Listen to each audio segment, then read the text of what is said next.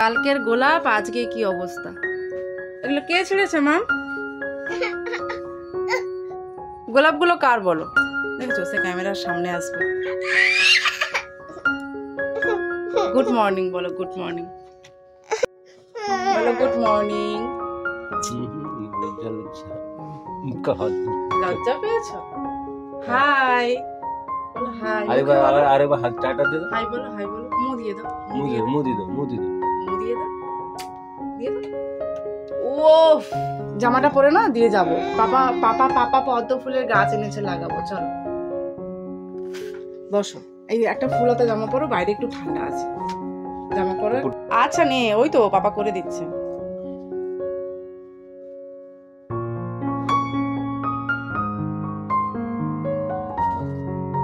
এই হাতে ধরে নাও, কোনো সব জানি। এবার এসো, কোন জুতোটা পরবে বলো? জুতো পরাতেও আবার অনুর চয়েস আছে। এটা পরবো না, ওটা পরবো না, সেটা পরবো না। তো জুতো আমি পাশাপাশি রেখেছি। অনু এবার কোনটা পরবে দেখো, কোনটা পরবে দেখেছো? ও এটাই পরবে, এটাই ওর পছন্দের। আচ্ছা ঠিক আছে, এটাই পরিয়ে দিচ্ছি। দাঁড়া, বুট পরবে না তো আমি কি করবো? আর ঠান্ডা সেরকম নেই, ছাড়ো তো। চলো দাও। পায়ে আবার অনু রং পরে, ঠাম্মি রং পরে, পায়ে আলতা পরে, সাথে অনুকেও পরিয়ে দেয়। অনু আবার নেল পালিশও পরে পায়। উফ, সাজগুজ করতে এক্সপার্ট অনু। হ্যাঁ হ্যাঁ, জুতোটা ছোটও হয়ে গেছে। দরজা দরজা দরজা খোলো, হাতাটা গোড়াতে হবে। দাও আমায়, দাও। আমি দরজাটা খোলো। দেখো ওইটা ধরে টানতে হয় জানে, বাট ও পারবে না, প্রচন্ড কষা আছে। কি গো, পারছো না অনু? পারবে? পারবে তুমি করতে? হ্যাঁ পারবে? ওটা পারছো না?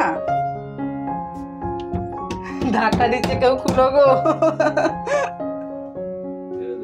আচ্ছা আমি খুলে দিচ্ছি, সরো, সরে যাও।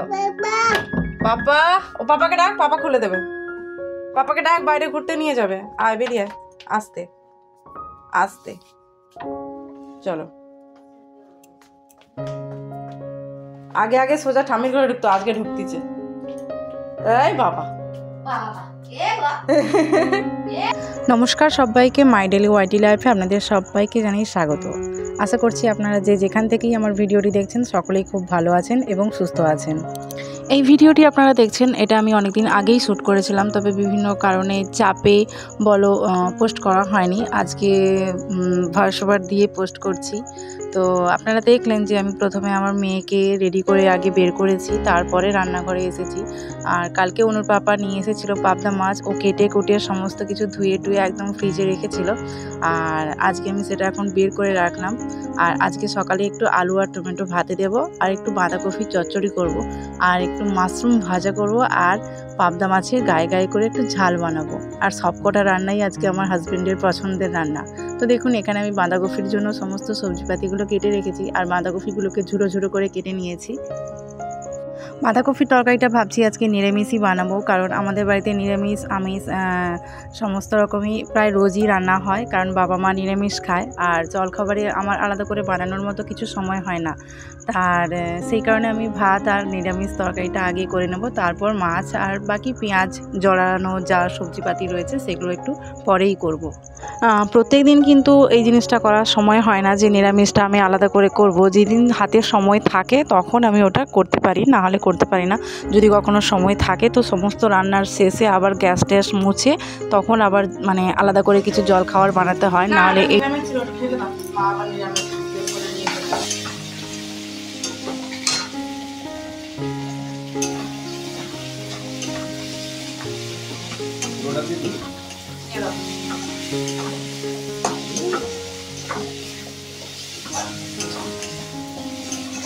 ফেলেছো এত, কোনো কাজটা ঠিক করে করতে পারে না।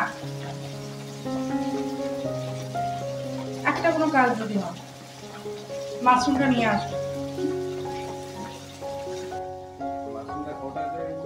100 টাকা কেজি। বাবা এখন দাও, তবে যাই বলুন, আমি ওকে যতই বকাবকি করি না কেন, আমি কিন্তু ভাগ্য করে এরকম একটা স্বামী পেয়েছি। ও আমার প্রত্যেকটা কাজেই আমাকে হেল্প করে। সকালে রান্নাবান্নাতে আমাকে কুটনো কুটা থেকে বা মশলা করে দেওয়া থেকে বা মাছ আনলে মাছ কাটা থেকে কখনো কখনো বাসন ধোয়া, জামাকাপড় কাচা, এভরিথিং ও আমাকে প্রত্যেকটা কাজেই আমাকে হেল্প করে। এখনও পর্যন্ত হেল্প করছে, কারণ মেয়ে এখন রয়েছে হয় ওর কাকাইয়ের কাছে বা জেঠুর কাছে।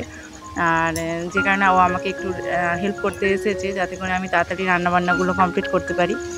তবে যাই বলুন, বাজারে পাবদা মাছের দামটা এখন একটু বেশ সস্তা হয়েছে, যে কারণে আমাদের মতো সাধারণ মধ্যবিত্ত বাড়িতেও কিন্তু পাবদা মাছটা উঠেছে। মানে কিছু বছর আগে যখন অনু হয়নি আর কি, তার আগে যখন অনুর পাপার সাথে আমি বাজারে যেতাম, তখন যখন আমি পাবদা মাছের দাম করতাম, তখন প্রায় 700 থেকে 800 টাকা কেজি বলতো। তখন মানে ছোঁয়াই যেত না, নিয়ে আসা তো দূরের কথা।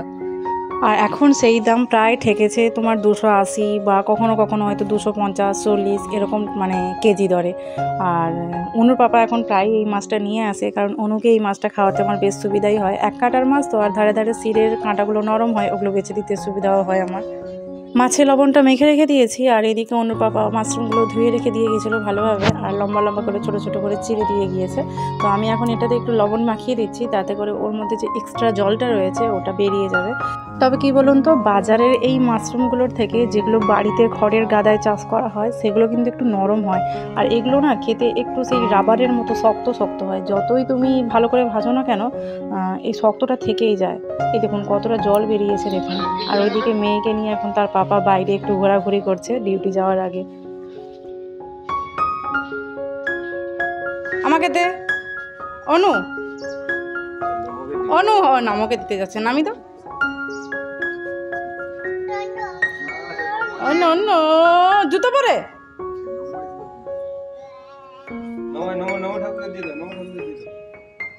নমো, ওই তো নমো করে নিল ওইখানে তো নমো করলু ঠাকুরের কাছে। ঠামিকে দে দাও, ঠামিকে দে দাও, নমো করে দিও। না, ঠাম্মির দেখে দেখে অনু নম করাটা খুব ভালোই শিখেছে। প্রত্যেকদিন সকালেই মা এই পুজো আর্চার কাজগুলো করে। আমি আগেই ব্লগে আপনাদেরকে বলেছি যে প্রত্যেকদিন সকালের কাজকর্মগুলো মা সেরে নিয়ে তারপর পুজোতে করেন, আর আমি রান্নাবান্নার কাজগুলো করি। তো এদিকে আমার বাঁধাকপির চচ্চড়িটা কমপ্লিট হয়ে গেছে, নিরামিষের পাট চুকে গিয়েছে। এবার আমি বাকি রান্নাগুলো আস্তে আস্তে করে কমপ্লিট করে নেব, কারণ ওদিকে ঘড়ির কাঁটা কিন্তু থেমে নেই, ওটা এগিয়েই চলেছে।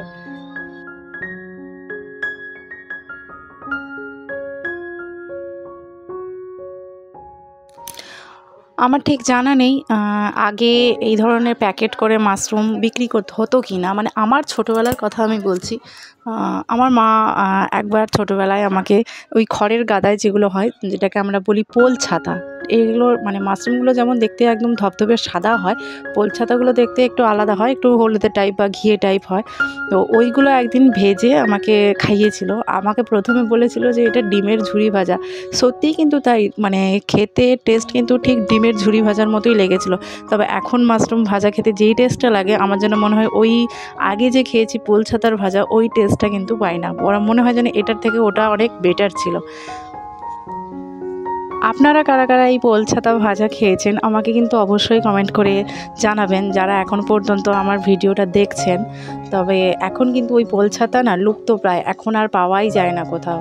তো চলুন, মাশরুমের জলগুলো প্রায় মরে এসেছে, আমি হলুদটা দিয়ে দিলাম, লবণ তো আগেই মেখে রেখেছিলাম। তো এবারে এটা ঢাকা দিয়ে আরও একটু ভাজবো, মানে হালকা ছ্যাঁক ছ্যাঁক লাগবে আর কি। তখন গিয়ে আমি একটু পেঁয়াজ আর লঙ্কা বাটা দিয়ে ভেজে নামাবো। পেঁয়াজ আর লঙ্কা বাটা দিলে খেলে আরও টেস্টি হয়। আর একদিকে আমি মাছগুলো ভাজতে বসিয়েছি। গত বছর তো আমাদেরই মাশরুম চাষ করা হয়েছিল, জমিতে চাষের ধান উঠে যাওয়ার পর যে খড়ের গাদাগুলো ছিল ওখানেই বোধহয় বীজ ছড়িয়ে রাখতো। প্রত্যেকদিন সকালে আমার শ্বশুরমশাই মোটামুটি একবেলা বা দুবেলা রান্নার মতো মাশরুম নিয়েই চলে আসতো। তো এইদিকে আমি কিছুটা মাশরুম মানে পেঁয়াজ লঙ্কা দেওয়ার আগে তুলে রেখেছিলাম অনুর জন্য। এরপরে আমি লঙ্কাটা দিলাম, কারণ ঝালটাও খেতে পারবে না, আর মাশরুম এটা ফার্স্ট টাইম খাবেও। আপনাদের সাথে গল্প করতে করতে আমার সমস্ত রান্নাই কমপ্লিট হয়ে গিয়েছে, মাশরুমগুলো ভাজা হয়ে গিয়েছে, আর এদিকে মাছের ঝালটা আমি বসিয়েই দিয়েছিলাম অফ ক্যামেরাতে। তো মাছগুলো এখন দিয়ে দিচ্ছি, ওটা হালকা ফুটে উঠলেই নামিয়ে নেব। তবে কি জানেন তো, ইউটিউবে এই কাজটা করতে করতে এমনই অভ্যস্ত হয়ে গিয়েছি যে একদিন যদি ব্লগ পোস্ট না করতে পারি, মানে মনে হয় যেন কিছু একটা করিনি। প্রত্যেক দিন তো নিত্য এই সমস্ত কাজকর্ম বাড়ির থাকেই, প্লাস এই যে একটা এক্সট্রা কাজ আমি মানে নিজের দায়িত্ব নিয়ে করতে চাইছি, সেটা যখন একদিন আপলোড না দিতে পারি, করতে পারি না, তখন যেন মনে হয় যে আমি ফেল হয়ে গেলাম, আমি কিছু করতে পারলাম না। কিন্তু ছোট বাচ্চাকে সামলে না মানে প্রত্যেক দিন ভিডিও আপলোড দেওয়াটা সম্ভব হয়ে উঠছে না। তবে আমি চেষ্টা করব একদিন ছাড়াও যদি দিতে পারি দেওয়ার চেষ্টা করব।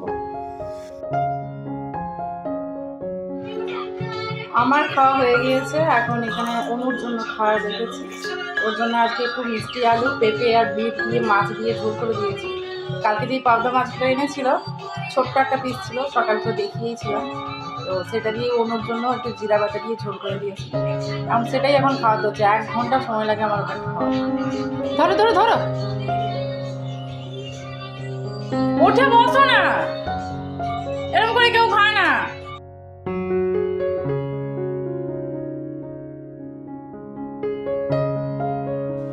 ওই দেখো, এরকম শুয়ে পড়লে কি আমি খাওয়াতে পারবো? যতক্ষণ না পছন্দ মতো। মেয়েকে খাওয়াতে আমার এই ধরুন 45 মিনিট বা আধ ঘন্টা মতো সময় লাগবে। আর এদিকে দেখুন এই ফুলগুলো কেমন শুকিয়ে গিয়েছে। এই ফুলগুলো নিয়ে আসা হয়েছিল মানে রোজ ডেতে, ওর বাবা নিয়ে এসেছিলো, তো এনেই এই ফুলদানিগুলো তো রেখেছিল, তবে আজকে শুকিয়ে গিয়েছে। আজকে আপনারা ভিডিওটা দেখছেন 15ই ফেব্রুয়ারি, মানে কতদিন হয়ে গেল ভাবুন। তো তাই এগুলোকে এখন আমি একটু চেঞ্জ করে দিচ্ছি। আর এই যে জলের মধ্যে রেখেছিলাম, তো এই ডালটা মানে ডালপালাগুলো জলের মধ্যে কেমন যেন একটা স্মেল করছে, খুব বাজে স্মেল করছে। তাই এই স্টিকগুলোকে আজকে বাইরে ফেলে দেবো আর জলটাকেও চেঞ্জ করে নেব। যাই হোক, চলুন ভিডিওটা তাহলে এখানেই শেষ করছি। আর আজকের ব্লগটা আপনাদের কেমন লাগলো অবশ্যই আমাকে কমেন্ট করে জানাবেন। ভালো লাগলে একটা লাইক করে দেবেন। আর যদি চ্যানেলে আমার নতুন বন্ধু হয়ে থাকেন তাহলে প্লিজ চ্যানেলটা সাবস্ক্রাইব করে আমার পাশে থাকবেন। দেখা হবে আবারও একটি নতুন ব্লগ নিয়ে। ততক্ষণ সবাই ভালো থাকবেন, সুস্থ থাকবেন, সাবধানে থাকবেন। টাটা।